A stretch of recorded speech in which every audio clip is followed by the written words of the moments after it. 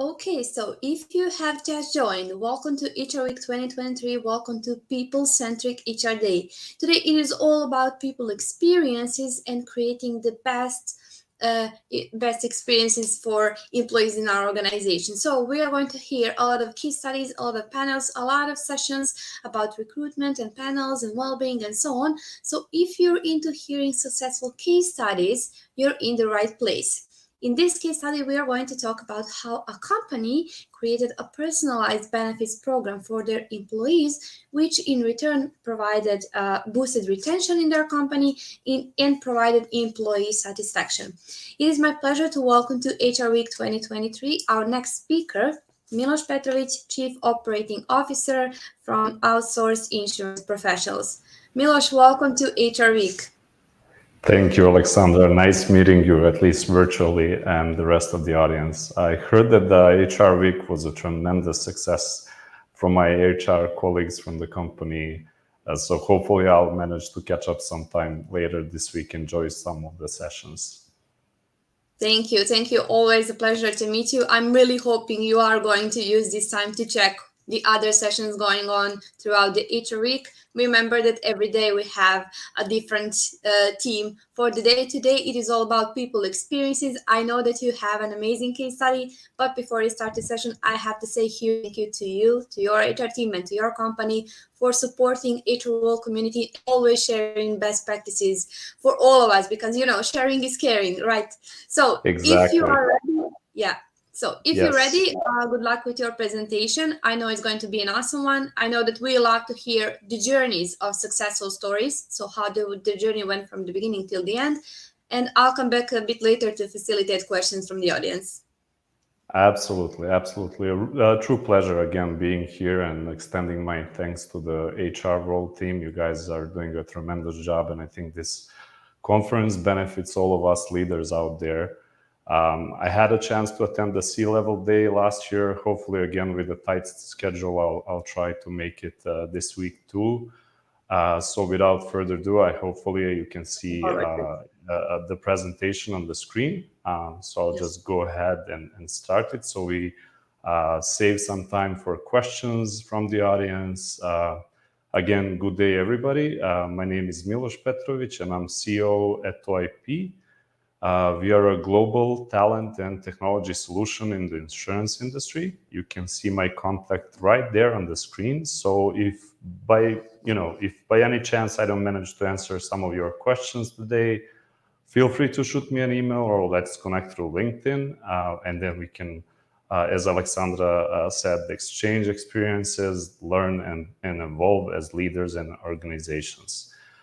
So I like to start this case study by challenging all of us as leaders of organizations. So you can see the question here at the very screen.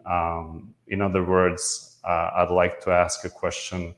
Are you afraid of the feedback coming from your employees? How do you capture it? I know that companies use different means of communication with their employees, but then again, what do you do with it? And how often do you run satisfaction surveys? Again, the question here is how balanced they are in comparison to customer satisfaction surveys. And also, how truly important the voice of employees is to you as leaders. So I looked up recently online some of the case studies out there, and I found something that really caught me off guard. So if you just picture a highway, right?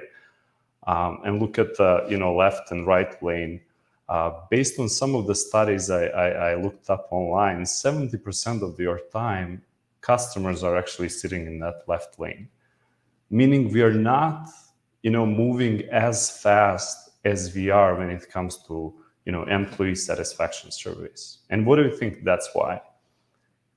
Just go a step back and just see how fast you react after the customer satisfaction survey results versus the employee satisfaction survey results. The answer is right there. All the decisions we as leaders make regarding employee satisfactions are at least 2 times slower compared to decisions around our customers. Employees are seeing and hearing about different things and different experiences from different industry verticals. And they would naturally share those experiences with us leaders through various means of communication. And what do we do from there? Even a better question, what do we do when we are hiring some high-level roles or some talents that we cannot really find within our organization? And they carry over certain benefits they had in their previous companies. How does that disrupt your organization? So these are the questions that were constantly, coming up in various different conversations we had in-house, and I wanted to share this with the rest of the audience. So going back to all of these questions that I, posted to kind of provoke the audience on the other side of the screen and challenge their perspectives, we are no different. We are constantly trying to improve the way we do business and the way we delight both of our customers and, most importantly, our employees. We can here all agree, no happy customers if your employees are not happy. It's simple as that. So being a huge organization today, over the years, we were adding benefits on top of the regular compensation, which is essential here. But, over the years, we started realizing, oh my God, we are getting bigger and bigger. I used to know, what club Luca supports, what books Nicola likes to read, what is Snežana's favorite color, what wine Martina likes having. It was so much easier when we were a smaller team compared to what we are today. And then with all of those growing pains, our communication, transparency, and personal touch starts to fade away. And you simply get in that position where all of your decisions are basically one-size-fits-all types. Now, add to that post-pandemic change, the change accelerators, as you can see on the screen. We live in a completely different setting.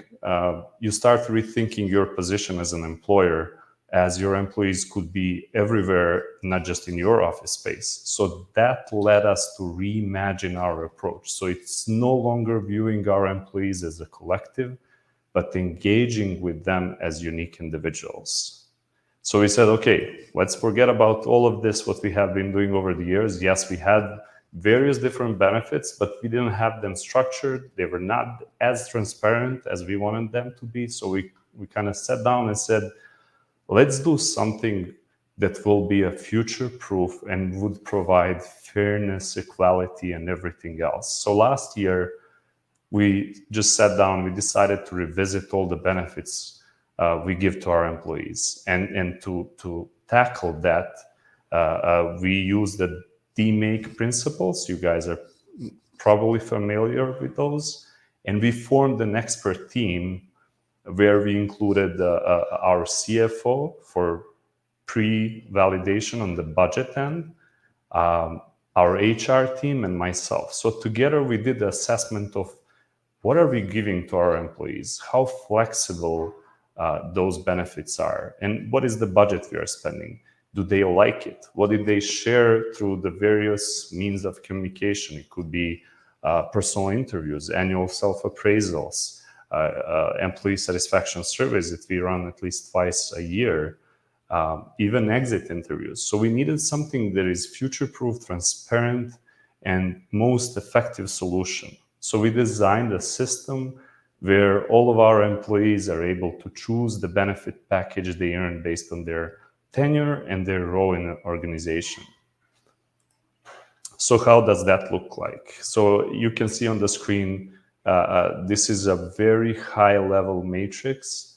And what you don't see there is that semi-automated system that runs in the back. So as soon as our employees move between the groups or their tenure in the company grows, they immediately trigger certain benefits from the matrix. The key and the most personalized aspect of these benefits lies in this monthly budgets, where we granted our employees absolute flexibility there, so they can pick and choose between adventure package, how we call it internally, which is multiple products and services through God knows how many vendors out there in our market, or something more of a future-proof, like a private pension or life insurance. So it's really up to them what they want to do.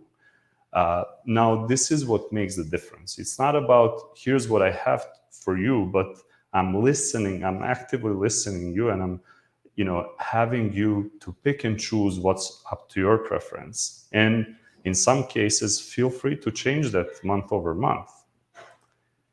So I understand that, you guys have different perspective on this, and you could be a small to medium-sized business or a huge enterprise. So you might ask yourself, okay, so how much time I need for such intake or such transformation in my company?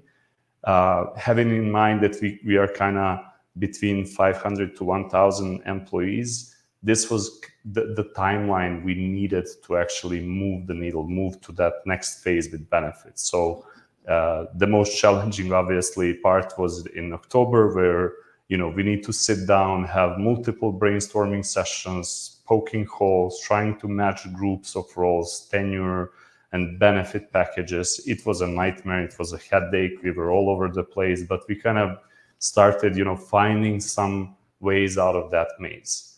And once approved, which was really easy because we're all in this and we have a massive support from the top leadership.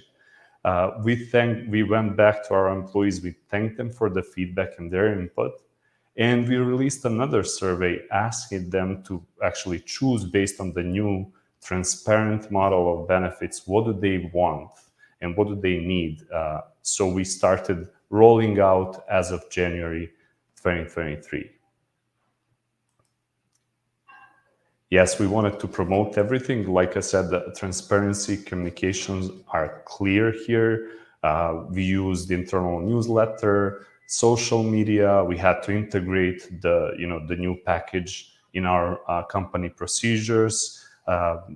During this rollout phase, our employee feedback was really essential and crucial. We had to kind of iron out some hiccups there, but essentially everything worked as we expected. And obviously, there is no journey without challenges. We very much understood complexities. Even when we started thinking about this, we said, well, there is absolutely zero chance that we're going to please all the people all the time. So, when we set certain expectations, we said to ourselves, okay, let's just make sure that the majority likes the change. And if that's the case, this is a success. So we were guided by, tailoring all the benefits to tenure, position, and the budget. And that control phase was essential for us to ensure fairness. And now we're coming to that rewarding, the fun part. This September, our HR team has conducted the anonymous survey, and I personally was amazed with results. Honestly, all of the benefits we give to our employees, scoring 4.2 out of 5, was something that I personally didn't expect. Obviously, there is feedback what we could improve as an organization, and we don't run away from those. But the majority really showed the appreciation and the fact that their voice was heard, which is essential. It's a very proud moment for all of us here, and we wanted to share these results with the wider audience. As Alexandra said in the very beginning, maybe not because of this, but I would very much say it's addition to what we do as an employer. We achieved a tremendous, attrition rate here. We only have like about 6 to 7% turnover, which is something that is even better than the industry standard. The path forward, I just mentioned that in the previous slide. We don't run away from the feedback. We want to improve as an organization, want to learn and evolve year over year. I attended the C-level day last year, and I think one of your speakers, Dusan Vukanovic, said in his case study, retention is the new recruitment. And we as organizations are very much aligned with that perspective. We are currently looking at the feedback we got through this last satisfaction survey. And some of the new agendas obviously opened up, such as, more flexible vacation days, 4 days work weeks. We even did a proof of concept there. So we're trying to figure out how can we enable that as a benefit down the line without jeopardizing our business. So looking ahead, we really plan to continuously review and enhance our benefit structure, engage with our employees to shape the future changes. And then the key learnings here, my personal suggestion would be go as much as possible away from the one-size-fits-all approach. Involve all the layers of the management, including your employees. Use their voice, challenge them as they are challenging you, but then go back to them and provide that feedback. Humanize employees, get as much as possible from each individual. Listen to their feedback and take action, and recognize the impact of these changes. Always have your expert team there, and always push the transparent communication, and as that will definitely bring a higher satisfaction and better employer branding. And lastly, as we wrap up, I leave you with a quote from John F. Kennedy. You can see it on the screen. Every accomplishment starts with a decision to try. You kind of have to get out of your comfort zone. You need to make changes. As I said in the beginning, we are evolving both as leaders and organizations. So let's just create a better tomorrow for future generations to come. Over to you, Alexandra, for any questions. Hopefully we have time for those. Yes, luckily we have enough time, but I have to tell you, you really inspired the audience. We have a lot of questions, so you really thought through in the beginning to make time for for this short Q&A section. First of all, thank you for this case study. It was very insightful. It was very practical, which I'm sure was your mission from the very beginning.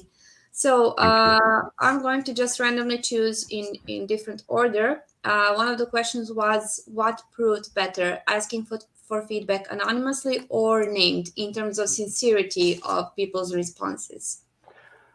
I think anonymous survey will give a better results. We even have, for instance, our organization fosters that type of a communication where our employees can also go to HR if they're not comfortable of speaking to their managers. So I think people naturally feel much more comfortable if they have that safety net where they can openly talk about certain things with HR rather than managers themselves. Anonymous surveys, just psychologically, when you think about it, will give you a better opportunity to express yourself and not to be like punished.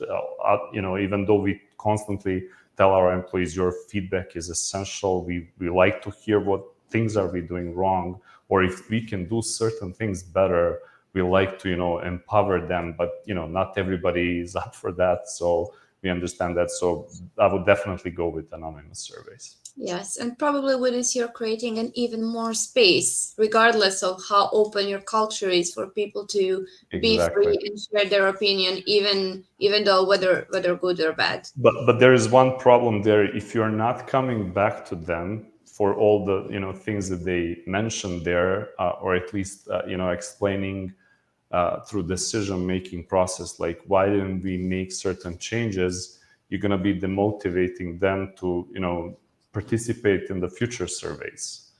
So that's, I think, the communication part is essential here, is what I'm trying to say. And that is a good point there.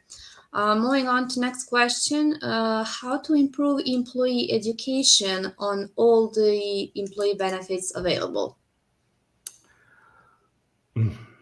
Well, again, communication and transparency there. We even did the, let's say, internal webinar. When we shared all of this, we kind of wanted to give the backstory and what does this offer to our employees. So it was really an open invitation for the entire organization. Everybody could chime in and share their thoughts after we made a decision and went with this benefit pack that I shared. I think that's the only way, honestly. I don't see anything else. Open communication it is. Okay, thank you. So we have a question coming back to employee feedback. What is the optimal frequency of asking for employee feedback? I'm not sure if you mentioned this in the beginning of your case study. So what would be the optimum? Well, I think you would need to run at least 2 times a year satisfaction surveys if you want to ask, your staff, your employees, your colleagues transparently how they feel about, what they are, about their well-being, about what, company provides to them. But then again, it really depends how your HR setting looks like in the organization. So we do have quarterly talks that are run by managers, and we have at least one regular touch point with HR with every single individual in the organization. So you cannot really apply this system across, all the industries, but you see where we are at this point. So maybe at least finding a middle ground there, or at least doing twice a year through these surveys. And I would imagine that every organization has at least one touch point with their employees in 1 year. So Okay. that's the answer, I So guess. in terms of encouraging employees, how do you encourage employees to feel free to suggest and initiate a certain benefit? Again, communication is the key. We used to do when we were a smaller group, monthly stand-up meetings with our employees.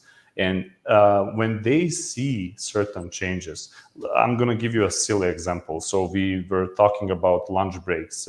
In the past, we were much more traditionally organized, company. So we had some fixed working hours, just like everybody else. We had fixed times for lunch breaks. So if they are coming back to us in groups, like let's say majority said, we need to extend our lunch break, we are not getting back on time to our desks. And if they're sharing that and they see the change, they'll be, encouraged to, give more. If you're not, if they're making certain suggestions that are not kind of applicable to the business model we operate, you need to go back to them and say, yeah, this is a great suggestion, but at this point we cannot do that because of ABC. Again, communication is the key. I'll always repeat that to all the industry peers and leaders out there in a similar role. If you want to achieve a better engagement from your employees, you need to give back in terms of feedback and open communication with them.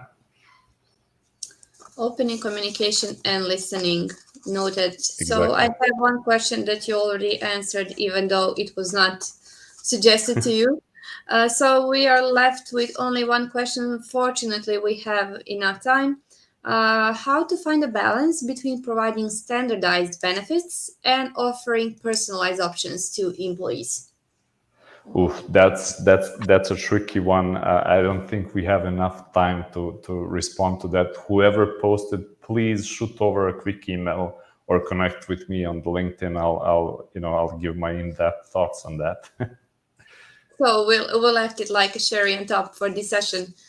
Miloš, thank you once again. We are wrapping this session with really a lot of key takeaways and insights for the HR audience. Thank you for guiding us through the entire journey and sharing very practical examples from what you do in the company. If we could highlight one important key takeaway is that it's really important to listen to employees and have an open communication. Thank you once again. I really hope you are going to stay with us throughout HR Week.